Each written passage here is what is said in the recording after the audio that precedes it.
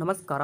ಭಾರತ ಮತ್ತು south Africa ನಡುವೆ super 8ನ ರೋಚಕ ಪಂದ್ಯ ಅಹಮದಾಬಾದ್ನ ನರೇಂದ್ರ ಮೋದಿ ಮೈದಾನದಲ್ಲಿ ಆರಂಭವಾಗಲಿದ್ದು, ಈ ಒಂದು ಪಂದ್ಯಕ್ಕೂ ಮುನ್ನ ಸೌತ್ ಆಫ್ರಿಕಾದ ಸ್ಟಾರ್ ಆಟಗಾರ ಡೇವಿಡ್ ಮಿಲ್ಲರ್ ಅವರು ಟೀಮ್ ಇಂಡಿಯಾ ನಾಯಕ ಸೂರ್ಯಕುಮಾರ್ ಯಾದವ್ ಮತ್ತು ಹಾರ್ದಿಕ್ ಪಾಂಡ್ಯ ಅವರ ಬಗ್ಗೆ ಶಾಕಿಂಗ್ ಹೇಳಿಕೆಯನ್ನು ಕೊಟ್ಟಿದ್ದು, ಹಾಗಾದರೆ ಸೂರ್ಯಕುಮಾರ್ ಯಾದವ್ ಮತ್ತು ಹಾರ್ದಿಕ್ ಪಾಂಡ್ಯ ಅವರ ಬಗ್ಗೆ ಸೌತ್ ಆಫ್ರಿಕಾದ ಸ್ಟಾರ್ ಆಟಗಾರ ಡೇವಿಡ್ ಮಿಲ್ಲರ್ ಅವರು ಏನು ಹೇಳಿದ್ದಾರೆ ಅಂತ ಪ್ರತಿಯೊಂದು ಅಪ್ಡೇಟನ್ನು ಈ ಒಂದು ವಿಡಿಯೋದಲ್ಲಿ ತಿಳಿಸ್ಕೊಡ್ತಾ ಬರ್ತೀನಿ. ಆದ್ದರಿಂದ ದಯವಿಟ್ಟು ನೀವೇನಾದರೂ ಇನ್ನೂ ನಮ್ಮ ಒಂದು ಯೂಟ್ಯೂಬ್ ಚಾನಲ್ಗೆ ಸಬ್ಸ್ಕ್ರೈಬ್ ಆಗಿಲ್ಲ ಅಂದರೆ ಈ ಕೂಡಲೇ ಸಬ್ಸ್ಕ್ರೈಬ್ ಆಗಿ. ಹಾಗೆಯೇ ನೀವು ಭಾರತ ಇಂದು ಸೌತ್ ಆಫ್ರಿಕಾ ವಿರುದ್ಧ ಮಹತ್ವದ ಟೂರ್ನಿಯಲ್ಲಿ ಜಯ ಗಳಿಸುತ್ತದೆ ಇಲ್ಲವೋ ಎಂಬ ನಿಮ್ಮ ಅನಿಸಿಕೆಯನ್ನು ಕೂಡ ತಪ್ಪದೆ ಕಮೆಂಟ್ ಬಾಕ್ಸಲ್ಲಿ ಕಮೆಂಟ್ ಮಾಡಿ. ಹಾಗೆ ವಿಡಿಯೋ ಇಷ್ಟ ಆದರೆ ಒಂದು ಲೈಕ್ ಮಾಡಿ. ಇನ್ನು ಟೀಮ್ ಇಂಡಿಯಾ ಪರವಾಗಿ ಆರಂಭಿಕರಾಗಿ ಯಾರು ಕಣಕ್ಕೆ ಇಳಿಯುತ್ತಾರೆ ಎಂಬ ಪ್ರಶ್ನೆಯೊಂದು ಕೂಡ ಎದ್ದಿತ್ತು. ಅಂದರೆ ಇತ್ತೀಚೆಗೆ ನಡೆದ ವಿಶ್ವಕಪ್ನಲ್ಲಿ ಲೀಗ್ ಹಂತಗಳಲ್ಲಿ ಟೀಮ್ ಇಂಡಿಯಾ ಪರವಾಗಿ ಇಶಾನ್ ಕಿಶನ್ ಮತ್ತು ಅಭಿಷೇಕ್ ಶರ್ಮಾ ಅವರ ಜೋಡಿ ಇನ್ನಿಂಗ್ಸ್ ಆರಂಭಿಸಿತ್ತು. ಈ ಒಂದು ಜೋಡಿ ವೈಫಲ್ಯ ಅನುಭವಿಸಿದರು.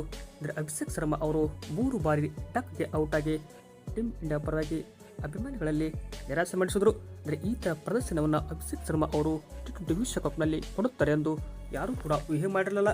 ಬಟ್ ಊಹೆಗೆ ತಕ್ಕಂತೆ ಅಭಿಷೇಕ್ ಶರ್ಮಾ ಅವರು ಡಕ್ಗೆ ಔಟ್ ಆಗಿ ನಿರಾಸೆ ಮಾಡಿಸಿದರೆ, ಇತ್ತ ಆರಂಭಿಕರಾಗಿ ಇಂದು ಸೂಪರ್ 8 ಪಂದ್ಯಕ್ಕೆ ಯಾರು ಕಣಕ್ಕೆ ಇಳಿತಾರಂತ ಸುಮಾರು ಪ್ಲೇಯರ್ಗಳು ಕೂಡ ನಾಯಕ ಸ್ವತಃ ಸೂರ್ಯಕುಮಾರ್ ಯಾದವ್ ಅವರೇ ಈಗ ನಾವು ಅಭಿಷೇಕ್ ಶರ್ಮಾ ಅವರ ಪರವಾಗಿ ನಿಂತಿದ್ದೀವಿ, ಹೀಗಾಗಿ ದೊಡ್ಡ ಪ್ಲೇಯರ್ ಅಭಿಷೇಕ್ ಶರ್ಮಾ ಅವರು ಈ ಒಂದು ಸೂಪರ್ 8ನಲ್ಲಿ ರನ್ ಶಿಖರವನ್ನು ಏರಲಿದ್ದಾರೆ ಅಂತ ಸೂರ್ಯಕುಮಾರ್ ಯಾದವ್ ಹೇಳಿದರೆ, ಇತ್ತ ನಂಬರ್ 3ರಲ್ಲಿ ತಿಲಕ್ ವರ್ಮಾ ಜಾಗಕ್ಕೆ ಸಂಜು ಸ್ಯಾಮ್ಸನ್ ಅವರನ್ನು ಕರೆತರುವ ಪ್ಲಾನ್ ನಡೆದಿದೆ.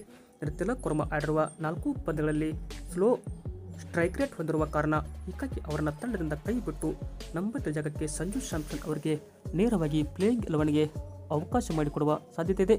ಇತ್ತ ಡೇವಿಡ್ ಮಿಲ್ಲರ್ ಕೂಡ ಒಂದು ಸ್ಫೋಟಕ ಹೇಳಿಕೆ ಕೊಟ್ಟದ್ದು, ಕಳೆದ ಬಾರಿ 2024ರ T20 ವಿಶ್ವಕಪ್ ಫೈನಲ್ ಪಂದ್ಯದಲ್ಲಿ ಭಾರತ ಮತ್ತು ಸೌತ್ ಆಫ್ರಿಕಾ ನಡುವೆ ಮುಖಾಮುಖಿಯಾಗಿತ್ತು.